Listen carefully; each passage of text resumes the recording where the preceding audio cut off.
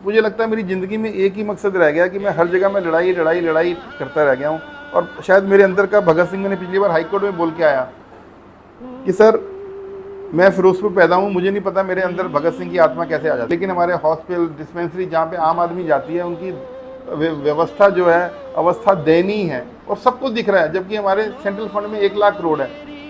यहाँ भी मेरे दिमाग में था कि कैसे हेल्थ सेक्टर को इम्प्रूव किया जाए, क्योंकि हेल्थ सेक्टर बहुत ही दयनीय अवस्था में था। मैं देख रहा था कि हमारी डिस्पेंसरियाँ ठीक नहीं हैं, हमारे पास डॉक्टर्स को बैठने की चेयर नहीं है। कोरोना में देखा मैंने कैसे लोगों के, हमारे डॉक्टर्स के पास ग्लव्स नहीं हैं, अलग टेबल थी। मैंने पहली बार वो मंजर देखा, मेरा अभी तक मेरा दिल कांप जाता है।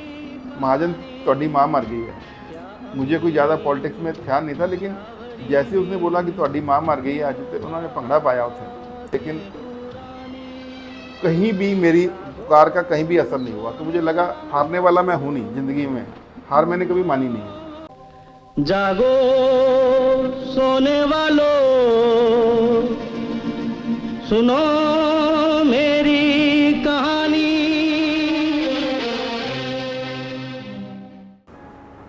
मेरा नाम डॉक्टर अखिल महाजन। मेरे फादर रेलवेज़ में थे और वो फ़िरोज़पुर से रिटायर हुए। बचपन से ही हमें बहुत स्ट्रगल करनी पड़ी, क्योंकि हमारा परिवार पाकिस्तान से विस्थापित होकर आया था। तो मेरे फादर ने पार्टीशन को, वो जो मंजर था वो देखा, और उसके बाद वो पार्टीशन के बाद यहाँ पे आए, पहले फ़िरोज़पुर में, और उसके बाद वो लास्ट में अगले साल वो चले गए लखनऊ में। और मेरा जो बर्थ था वो हिमाचल में एक रिमोट प्लेस है, सुजानपुर टीरा, वहाँ पे हुआ। मेरे फादर के पास चार्ज था कि जो भी लोग पार्टीशन से आए हैं उनका डेजिग्नेशन था लेबर वेलफेयर इंस्पेक्टर, लेकिन उनको जो चार्ज दिया गया था, जो भी माइग्रेशन से बंदे आए हैं, सफ़र किए हैं, उनको किस तरह से रिहेबिलिटेट करना। और चूँकि फादर खुद सफ़र कर रहे थे, तो मैं देखता था उन दिनों में कि कैसे इनके पास लाइनें लगी होती थी कि भाई कैसे लोग जो है अपने जॉब के लिए आ रहे हैं। और मेरे फादर बहुत ईमानदार, ऑनेस्ट ऑफिसर रहे हैं, तो उन्होंने कभी भी रिश्वत वाला काम कभी किया नहीं। और वही शायद गुण हमारे में आए कि उन्होंने एक ही बात सिखाई कि बेटा अपना जो काम ईमानदारी से करो और हार्ड वर्क होना चाहिए। तो वो मेरे के दिल में कहीं ना कहीं मेरे अंदर वो चीज़ें घुस गई थी। मैं मैट्रिक तक DC मॉडल स्कूल फ़िरोज़पुर में पढ़ा, और शुरू से ही मेरी जो रुचि थी वो पढ़ाई की तरफ ज़्यादा थी, कि शायद घर में रिस्पॉन्सिबिलिटीज़ बहुत थी, तो दिमाग में था कि अगर पढ़ाई नहीं करेंगे तो आगे जॉब नहीं मिलेगी। तो शुरू से ही दिमाग में डाला गया था कि बेटा अगर पढ़ाई नहीं करोगे तो आपको जॉब नहीं मिलेगी। कोई बिज़नेस हमारे पास था नहीं और कोई ज़मीन हमारे पास थी नहीं जब पाकिस्तान से आए थे। और जो फादर का जो प्रॉपर्टी थी बड़ा पिंड जरपाल, वो सारी वहाँ रह गई थी, और फादर के हिस्से में कुछ ज़्यादा कुछ खास आया नहीं था कि बहुत वहाँ भी कोई बहुत ज़्यादा अमीर ख़ानदान नहीं था, क्योंकि मेरे फादर के जो फादर थे वो भी टीचर थे, तो नाम के ही हम लोग महाजन थे। तो लेकिन स्ट्रगल करते रहे। मेरे फादर जो है वो एक ही बात बोलते थे, बेटा जहाँ पढ़ाई होती है और वहाँ पे आपको दिक्कत नहीं आएगी। और मैंने प्री मेडिकल जो है वो गवर्नमेंट कॉलेज चंडीगढ़ से की थी, क्योंकि रिटायरमेंट के बाद फादर ने जो है घर मोहाली में ले लिया था, तो मैं प्री मेडिकल मैंने वहाँ से की। और फिर वहाँ से मैंने ये प्री मेडिकल का अपना एग्ज़ाम पास किया, और लक ने मेरे को साथ दिया और मैं गवर्नमेंट मेडिकल कॉलेज में मेरी एडमिशन हो गई। उन दिनों फ़ीस ज़्यादा हुआ नहीं करती थी। मुझे याद है कि पूरे साल की फ़ीस 2400 रुपये हुआ करती थी, और फादर के पास बहुत कम मात्रा में पैसे आया करते थे। और एक कोई प्लॉट था हमारे पास लखनऊ का, वो उन्होंने मेरे लिए बेच दिया ताकि मेरी एजुकेशन चलती रहे उस इंटरेस्ट से। तो बहुत मतलब कि कहने का मतलब ये है कि बहुत डिफ़िकल्ट सर्कमस्टांसिस में मैंने MBBS पास की। और मेरे को एक वाक़या याद है कि एक दिन मेडी कॉलेज में इमरजेंसी में हम शाम को घूम रहे थे और कोई एक एक्सीडेंट आया और एक्सीडेंट केस में कोई लेडी थी। उस लेडी ने को अर्जेंट ब्लड की ज़रूरत थी। हम लोग यंग होते थे, मैंने उसको इमीडिएटली वहाँ पता चला उसके साथ कोई भी नहीं है, तो मैंने बिना सोचे समझे उसको ब्लड दे दिया और वो ब्लड अल्टीमेटली वो दैट लेडी वाज सेव्ड। तो मुझे किसी ने उसमें नाम लिखते हैं, किसी ने डोनेट किया, किसने नहीं किया। तो मेरे पास अगले दिन फ़ोन आया कि आप डॉक्टर महाजन हो? मैंने कहा जी हाँ है। तो कहते मैं रोटरी का प्रेसिडेंट बोल रहा हूँ और ऐसे ऐसे मेरी वाइफ थी जिसको आपने ब्लड दिया है, मैं आपसे मिलना चाहता हूँ। तो फिर मेरे पास हॉस्टल में आए, उन्होंने बातों बातों में से पूछा कोई दिक्कत तो नहीं। मैंने थोड़ा सा मेरे मुंह से निकल गया भाई थोड़ा सा अभी दिक्कत आती है कि मेरे पास इतने पैसे नहीं होते हैं, तो हमें थोड़ा सा किताबों में थोड़ी दिक्कत आती है। तो उन्होंने मेरे को कुछ नहीं बोला। अगले दिन मेरे पास एक चेक 375 रुपये का मेरे पास भेज दिया और इमेजिन करो वो 375 रुपये मेरे को 3 साल मिलते रहे। तो ये एक मैं उस आदमी का जो रोटरी क्लब के प्रेसिडेंट है उनका मैं एहसानमंद हूँ कि भाई उन्होंने मेरी प्रॉब्लम को समझा और मैंने ज़्यादा भी नहीं बोला था उनको, लेकिन उन्होंने मेरे को वहाँ पे सपोर्ट किया और उस वजह से मेरी MBBS बड़े आराम से निकल गई। बिकॉज घर के हालात उतने नहीं थे, घर को सपोर्ट करना पड़ता था। छोटी सिस्टर थी, बड़ी सिस्टर पढ़ रही थी, तो बड़ी दिक्कत थी। तो करते करते MBBS पास हो गई, पता नहीं चला, खेलते खेलते MBBS पास हो गई और इन दिनों में ही पंजाब प्रॉब्लम शुरू हो गई। अब पंजाब प्रॉब्लम में दिक्कत ये हो रही थी कि हम लोग हिंदू लोग थे, हमें बार बार हॉस्टल छोड़ना पड़ता था इंटर्नशिप में और हाउस जॉब में, तो बहुत परेशानी वाला सबब था उन दिनों में। तो इन द मीन वाइल मेरी एडमिशन पोस्ट ग्रेजुएशन में हो चुकी थी अमृतसर में और हालात बहुत ख़राब थे। मुझे एक वाक़या याद है कि उन दिनों सारे हॉस्टल खाली करा दिए गए। अकेला मैं और मेरा एक दोस्त था सुनील गुप्ता, जो आजकल दिल्ली में है, वो आजकल प्रोफेसर है अपने दयानंद मेडिकल कॉलेज स्किन में। हम 2 आदमी रह गए थे। तो उन्होंने पूछा, जो सीनियर ऑफिसर आए थे, डॉक्टर साहब आप क्यों नहीं गए? मैं कहा मेरे पास इतने पैसे ही नहीं हैं कि मैं बार बार जाऊँ वहाँ से, अमृतसर से मैं अभी मोहाली जाऊँ वापस आऊँ। तो अब तो हमने यहीं मरना है, यहीं जिएंगे, यहीं पे डॉक्टरी करेंगे। अब इतने साल तो कुछ हुआ नहीं, जब हो गए देखी जाएगी। तो अल्टीमेटली हमें उन्होंने पता चला वो गवर्नर थे, मुझे आइडिया नहीं था थे कौन। तो गवर्नर साहब ने सिक्योरिटी लगा दी और हम पूरे, वो अभी तक मेरे को मंजर याद है, पूरा हॉस्टल खाली था, हम लोग 2 आदमी थे वहाँ पर। तो करते करते पंजाब के हालात को देखा और दिल बहुत दुखी होता था कि इस तरह से हमारा जो ये समाज है, जो जिसको हम कहते हैं कि हिंदू सिख एक भाई भाई हैं, और उनको मैंने अपने सामने जिस दिन इंदिरा गांधी की डेथ हुई तो मेरे दिमाग में इम्प्रिंट है, वो बात आज तक इम्प्रिंट है। एक मेरा क्लास फेलो, नाम तो नहीं लूँगा, अच्छा नहीं लगता, उस दिन हमारे जिस दिन इंदिरा गांधी की डेथ हुई थी, हमारे हॉस्टल में 2 टेबल लगी थी और एक टेबल सरदारों की थी और एक टेबल हिंदुओं की थी, अलग टेबल थी। मैंने पहली बार वो मंजर देखा, मेरा अभी तक मेरा दिल कांप जाता है कि वो मैं वर्ड सुन के मेरे अभी तक इम्प्रिंट हैं, वो मेरे दिमाग में इम्प्रिंट हो चुके हैं। महाजन तोड़ी माँ मर गई है, दैट वाज अ थिंग्स। मुझे कोई ज़्यादा पॉलिटिक्स में ध्यान नहीं था, लेकिन जैसे उसने बोला कि तोड़ी माँ मर गई है आज, तो उन्होंने भंगड़ा पाया उसे, वो मेरे दिमाग में और इम्प्रिंट कर गई। फिर मैंने वहाँ पे CRPF को फ़ोन किया वहाँ पे कि हमारे यहाँ भंगड़े डल रहे हैं। वहाँ पे रात को लाठीचार्ज हुआ हॉस्टल में, आदमियों को, कुछ बंदों को जो नाच रहे थे, गाना कर रहे थे, पत्थर कर दारू पी रहे थे, उनको पकड़ के ले गए। बट उन्होंने, इन चीज़ों ने मेरे दिमाग में बहुत मतलब कि जोर डाला, क्योंकि पहले हम लोग, हमारी फैमिली पहले पार्टीशन से सफ़र होके आई थी। अब ये सेकंड पार्टीशन मैंने यहाँ पे मेस में देखा। पहले हिंदू मुसलमानों को देखा, फिर हिंदू सिखों का देखा, फिर ये देखा कि हमें तो पढ़ाया जाता है कि हम तो हिंदू सिख एक ही हैं। तो मेरे जो दिमाग में बहुत मतलब कि चोट पहुंची कि हम लोग क्या कर रहे हैं यहाँ पे, क्या हो क्या रहा है यहाँ पर, कि उसमें राजनीति की कैसी बिसात है जहाँ पे भाई भाई को मार रहा है। तो मेरे दिमाग में कहीं ना कहीं इतना डर बैठ चुका था उन दिनों। जो नौकरी भी चाहिए थी मेरे को, तो उन दिनों पंजाब में CRPF की भर्ती शुरू हुई और गिल साहब, हमारे जो KPS गिल साहब थे, वो वहाँ पे बोर्ड मीटिंग में थे। तो मुझे पता चला कि भी आज हमारी भर्ती है, तो हम दिल्ली आ गए। दिल्ली में मैंने इंटरव्यू दिया, इंटरव्यू में मेरी सिलेक्शन हो गई। तो उन्होंने देखा कि भाई एक डॉक्टर है जो पतला सा डॉक्टर है, वो कैसे काम करेगा मतलब कि पंजाब के हालात को। तो उन्होंने मेरे को बोला कि आप काम कर पाओगे। मैं कही पंजाब च रहे गए सारा मैंने आंदा है, बट ही सेड कि हमें तो बंदे ही ऐसे चाहिए जो पंजाब वाले बंदे हों, जो पंजाबी बोलते हैं और उनको सारी वहाँ की लोकल स्टैंडी पता हो, वहाँ की साइकी पता हो।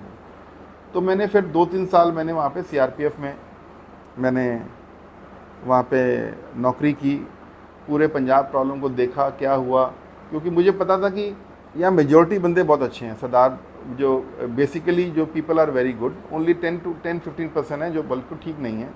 हमने काफ़ी हेल्थ कैंप लगाए, वहाँ पे लोगों को लोकल सपोर्ट किया और हमें काफ़ी अच्छी सक्सेस मिली। But in the meanwhile मेरे घर में ट्रेजिडी हो गई। मेरी बड़ी जो छोटी सिस्टर है उसके हस्बैंड वो राजीव गांधी के सिक्योरिटी अफसर थे, उनकी यहाँ श्री पेरुम्बदूर में डेथ हो गई। अब मैं एक प्रॉब्लम से निकलता था, दूसरी प्रॉब्लम शुरू हो जाती थी कि बड़ी मुश्किल से मैंने सिस्टर की शादी की थी, पैसे जोड़ के जो मुझे मिले थे इंटर्नशिप हाउस जॉब में, हम लोगों ने जोड़ के किए थे, शादी की और 1 साल के बाद ही वो उसकी डेथ हो गई। बच्ची 1 साल की उसके बाद बच्ची थी। अब तो संभालने वाला कोई नहीं।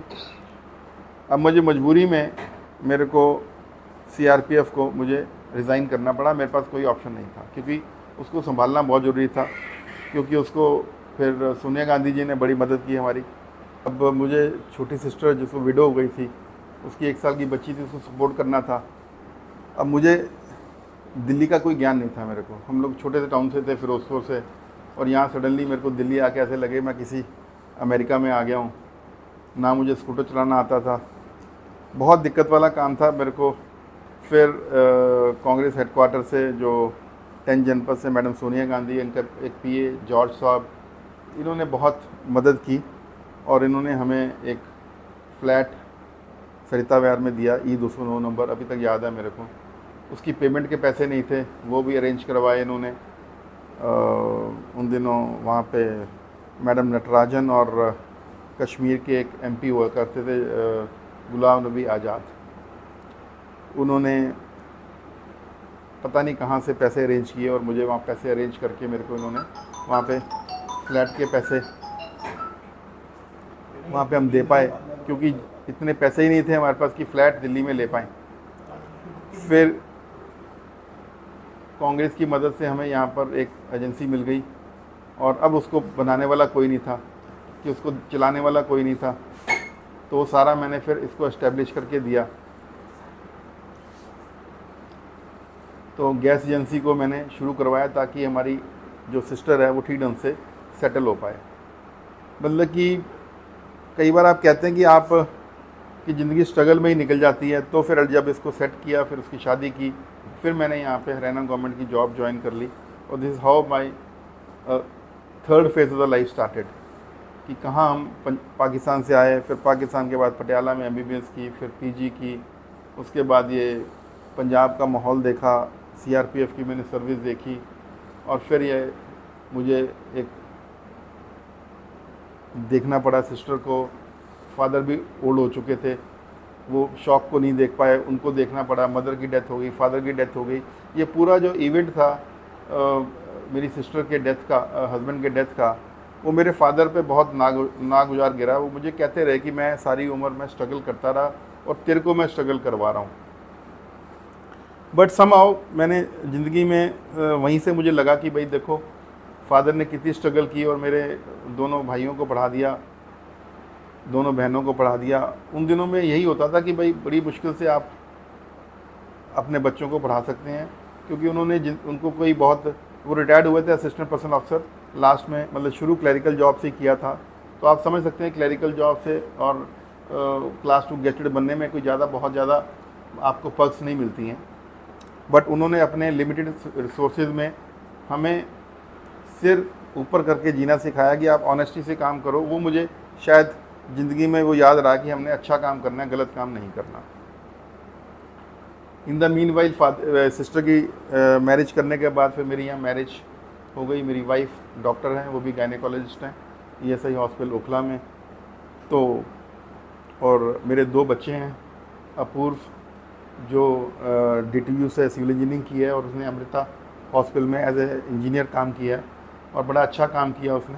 और छोटा मेरा बेटा डॉक्टर है, वो एम्स पटना से उसने MBBS की और उसके बाद उसको MD रेडिएशन ऑन्कोलॉजी कैंसर में, बिकॉज उसका शौक़ था, सपना था कि मैं कैंसर में काम करूँगा। तो भगवान की दया से शायद अच्छे कर्मों का फल था कि मेरे दोनों बच्चे बगैर डोनेशन के और अच्छे ढंग से वो सरकारी कॉलेज से, अच्छे प्रेस्टिजियस कॉलेज से निकल गए और मुझे ज़्यादा कोई परेशानी नहीं आई और and I retired as a medical superintendent,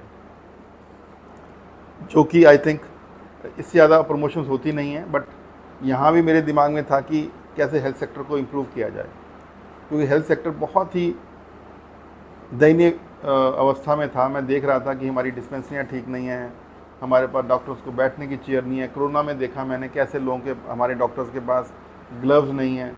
even corona में मैंने काम किया, 4-5 लाख रुपए इकट्ठे किए, लोगों के पास ग्लव्स नहीं थे, वो डॉक्टर्स को ग्लव लेके दिए, PP किट लेके दी और खुद जा के मशीन लेके, एक हमारे पास इंडस्ट्रियलिस्ट हैं, उन्होंने मेरे को मशीन दान कर दी थी और उसकी वजह से हमने एक डिस्पेंसरी में जाके हमने खुद, और एक इंडस्ट्रियलिस्ट और था, उसने हमें केमिकल दे दिया था। तो मतलब हम बगैर गवर्नमेंट सपोर्ट के हमने पूरे डिस्पेंसरीज को, मैंने अकेले, एक मेरे और जो क्लास 4 हैं उनको लेके मैंने अपने पूरे हॉस्पिटल को सैनिटाइज़ करवाया। इवन वैक्सीनेशन के लिए एंटीबॉडीज़ वाला टेस्टिंग सेंटर नहीं थी, वो भी हमें लड़ झगड़ के टेस्टिंग करवानी पड़ी। मतलब कहने का मतलब हर चीज़ मुझे स्ट्रगल से लेनी पड़ती थी, बिकॉज इवन लोगों के डॉक्टर्स के पास बैठने की चेयर्स नहीं थी। तो जब जिस दिन मेडिकल स्टूडेंट बना तो मेरे का पहला काम मैंने ये किया कि भाई डॉक्टर्स को बैठने की चेयर्स देंगे।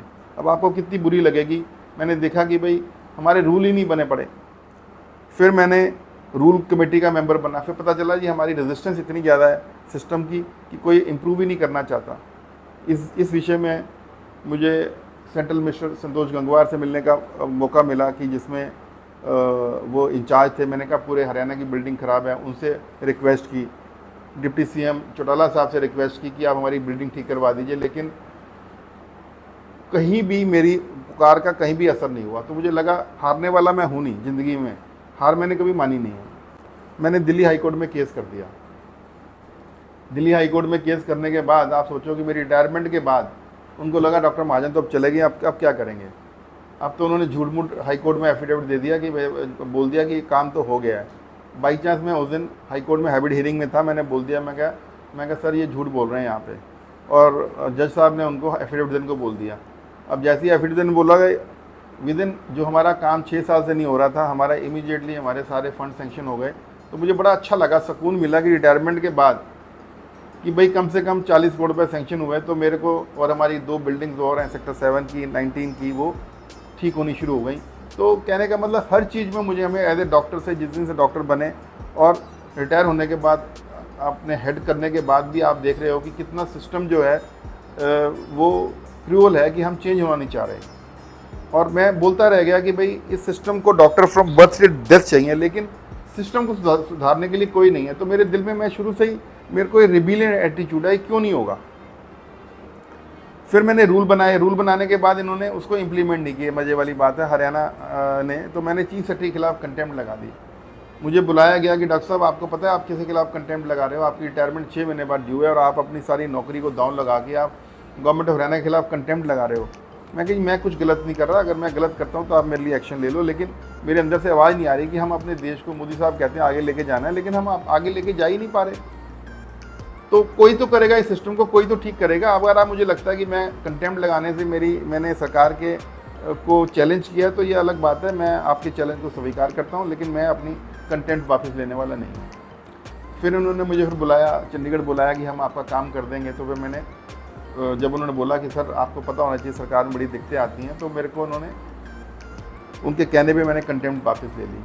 हालांकि मेरा दिल नहीं था, लेकिन मैंने कंटेम्प्ट वापस ली, वो भी in the interest of the, कि हमारे कैडर के इंटरेस्ट में, हमारे जो हरियाणा के इंटरेस्ट में, कि यहाँ पे लोगों को अच्छी सुविधा मौजूद हो। तो अब जैसे ये मेरा प्रोजेक्ट पूरा हुआ कि भाई मेरे दिल में एक सुकून है कि आज जो है मेरी एप्लीकेशन की वजह से एक इतने बड़ा जो बजट है वो सेंक्शन हुआ है, और हमारी जो ये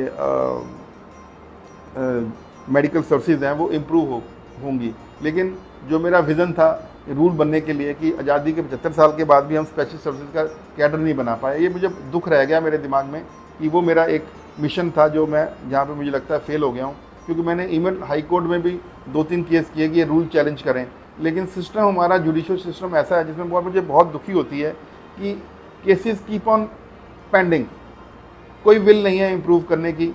और जो अनफॉर्चुनेट पार्ट है कि हमारे देश में जो हेल्थ सेक्टर है वो कंट्रोल करते हैं ये लोग, IAS ऑफिसर करते हैं जिनको ABC नहीं पता होती, जर्नलिस्ट कैडर है, और ये गवर्नेंस में बहुत बड़ा फेलियर है कि हमें जो हाई लेवल पे पर्सन ऑफ एमिनेंस होने चाहिए, जिनको सब्जेक्ट की नॉलेज होनी चाहिए।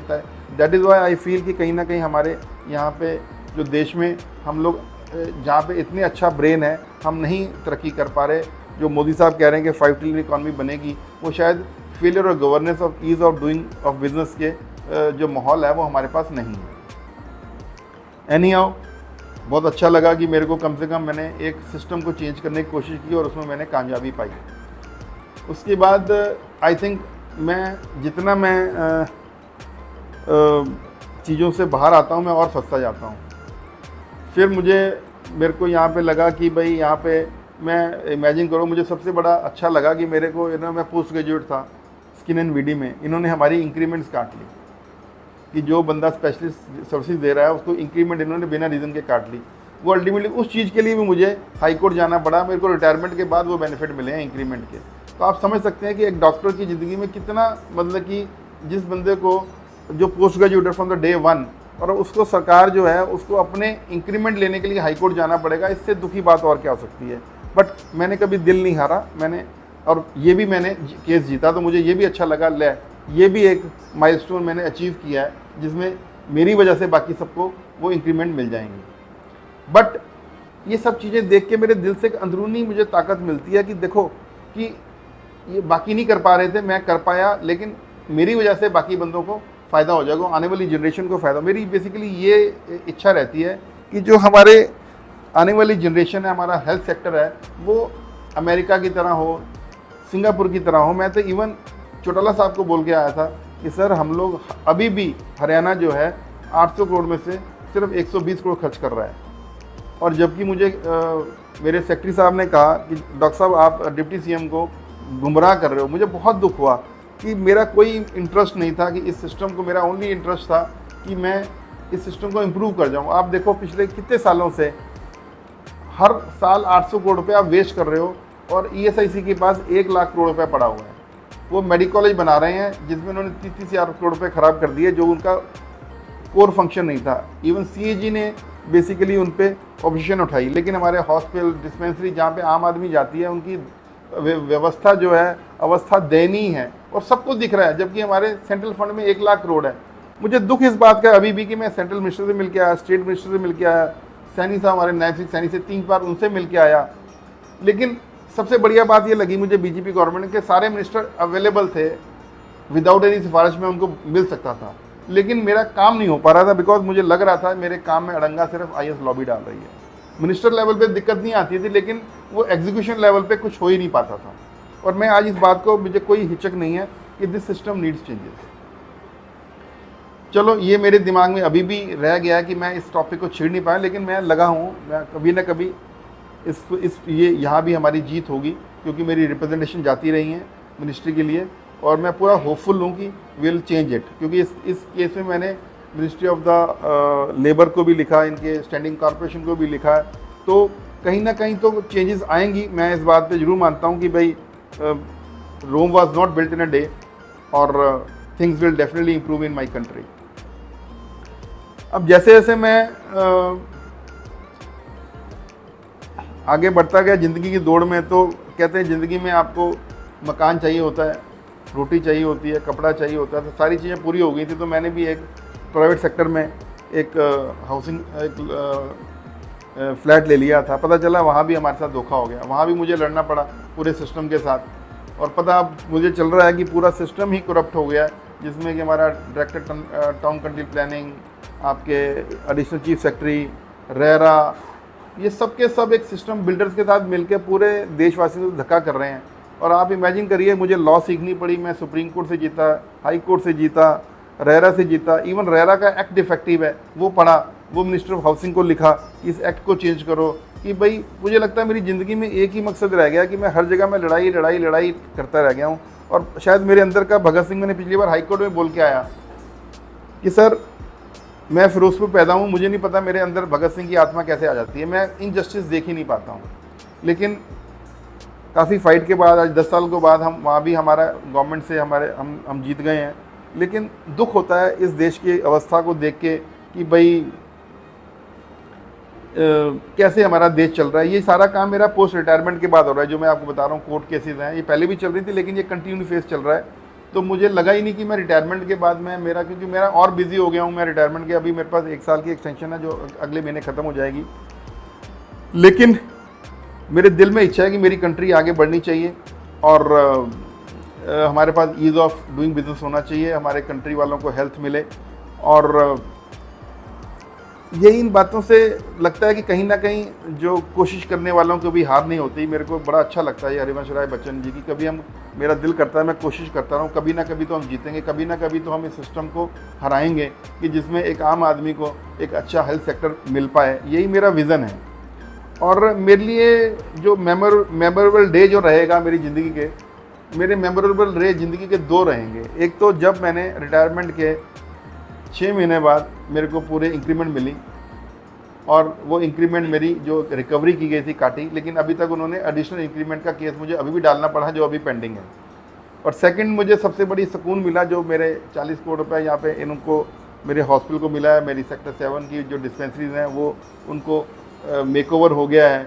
तो मुझे बहुत सुकून लगता है कि ये मेरे लिए मेरी ज़िंदगी का एक बड़ा मिशन था जो सक्सेसफुल हुआ है। बाकी मेरे बच्चे बहुत बढ़िया हैं, बहुत सपोर्ट करते हैं, दोनों इंटेलिजेंट हैं। मेरी वाइफ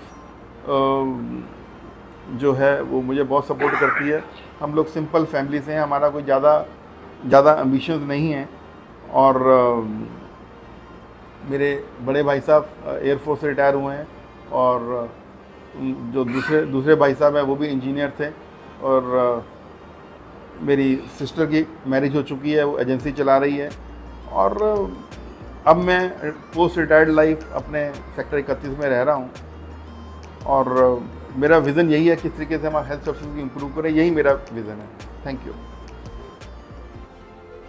अगर आपकी ज़िंदगी में भी कोई कहानी है, कोई दर्द है जो आप दुनिया को सुनाना चाहते हैं, आप चाहते हैं कि दुनिया आपकी आवाज़ सुने, तो आप वो कहानी हमें भेजें।